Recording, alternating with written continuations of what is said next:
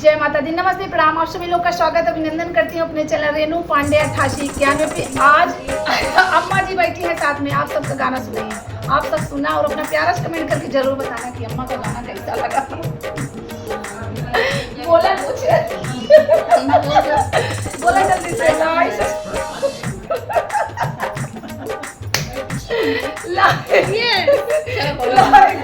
Share करा। अम्मा कहा थी भैया पहली बार प्रेम में आई तो ले शर्मा थी, कहा थी ऐसे से करी थी सुन। अच्छा जय माता दी। जब जब चाहिए कुवार आवेला जी, जब जब चाहिए कुवार आवेला हमरे मैया जी के डोला दुआर आवेला, हमरे मैया जी के डोले दुआर आवेला। लाल लाल डोलिया के लाले बाओ हरे बाओ, लाल लाल डोलिया के लाले बाओ हरे बाओ।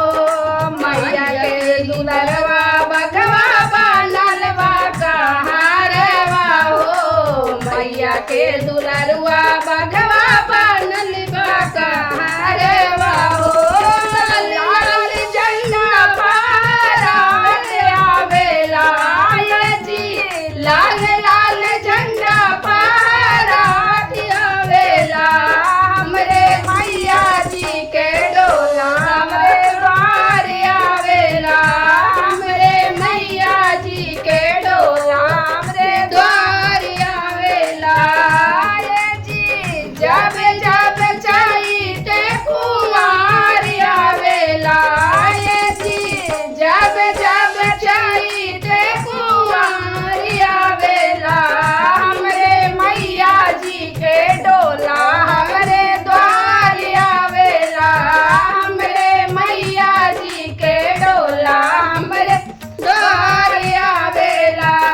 वीर बजरंगी करैया गुवानी, वीर बजरंगी करैया गुवानी। ऋषि मुनि वीर संग ब्रह्म लिए ज्ञानी, ऋषि मुनि वीर संग ब्रह्मा जी ज्ञानी।